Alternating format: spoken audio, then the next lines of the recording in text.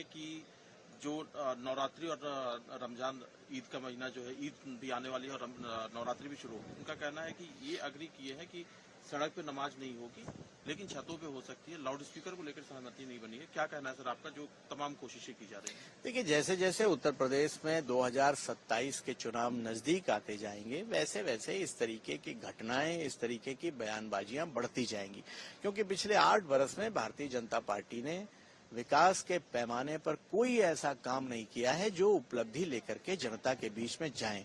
अगर बेरोजगार नौजवान नौकरी मांगने के लिए लखनऊ आया है तो उसे लाठी मिली है, कोई परीक्षा आयोजित हुई है तो पेपर लीक हुआ है, किसानों की गन्ने की कीमत नहीं बढ़ी, 400 रुपए के आसपास सुनने में आ रहा था कीमत बढ़ेगी, लेकिन 500 रुपए गन्ने की कीमत बढ़नी चाहिए, कोई कीमत नहीं बढ़ाई गई, भुगतान अलग से हो नहीं पा रहा है किसानों का। कहीं ना कहीं महंगाई आसमान छू रही है, रोजमर्रा की जरूरतों के दाम बढ़ रहे हैं, डीजल पेट्रोल आसमान छू रहा है। तो फिर जाहिर सी बात है कि जब इन मोर्चों पर सरकार फेल होगी तो जो मुख्यमंत्री जी का प्रिय विषय है हिंदू मुसलमान, वो लेकर के आएंगे। और सड़क पर नमाज जैसी बात हो, ये कोई आज की नई बात नहीं है। लाउड स्पीकर की भी बात आज की कोई नई नहीं है। पिछले 8 बरस से सरकार इसी एजेंडे पर काम कर रही है।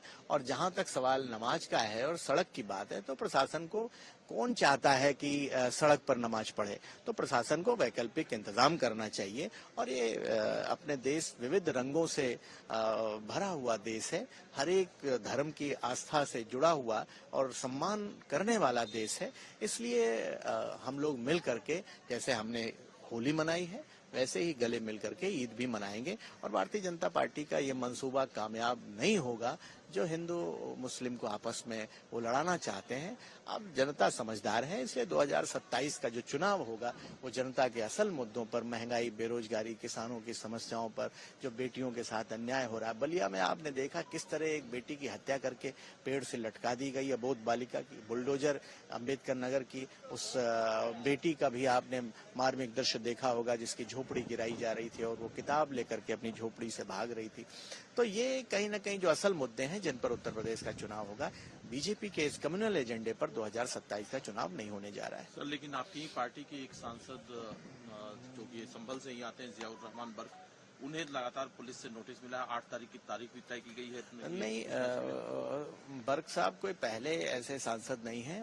मोहम्मद आजम खान साहब और तमाम मुस्लिम नेता हमारे पूरे उत्तर प्रदेश के, उनको जानबूझ करके इसलिए टारगेट किया जाता है क्योंकि बीजेपी समाज का माहौल खराब करना चाहती है। तो जाहिर सी बात है, जो आजम साहब हों या बर्क जी हों, उन्हें मुस्लिम होने की सजा मिल रही है। एक अखिलेश जी का भी बयान है कन्नौज को लेकर के कि उनका कहना है कि भारतीय जनता पार्टी के लोग दुर्गंध पसंद करते हैं इसीलिए गौशाला बना रहे हैं, हम सुगंध पसंद करते हैं इसीलिए हम इत्र पार्क बनवा रहे थे। नहीं, उनके बयान का ये मकसद नहीं था।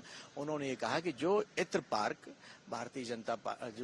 पार्क समाजवादी हुकूमत में उन्होंने स्थापित कराया था, उस कार्य को भारतीय जनता पार्टी ने रोक दिया और उसके जगह वो गौशाला का प्रचार कर रहे हैं। तो गौशालाएं भी तो नहीं चल रही हैं। गौशालाओं की स्थिति आप देखिए, वहाँ क्या स्थिति है। वहाँ जेसीबी मशीन हर गौशाला में खड़ी है, उनको भूसा चारा नहीं मिल पा रहा है। और जो गौ माता का देहांत होता है, जेसीबी से गड्ढा खोद करके वहीं पर गाड़ दिया जाता है। इसलिए किसी आप गौशाला में चले जाइए, वहाँ दुर्गंध के अलावा कुछ नहीं मिलेगी। हमारी मांग है सरकार से, हर एक गौशालाओं में अच्छा इंतजाम करना चाहिए। और जैसे हमें सुगंध पसंद है, वैसे जानवरों को भी सुगंध पसंद है। वहाँ भी अच्छा इंतजाम, अच्छा हवा, पानी, चारे की व्यवस्था होनी चाहिए।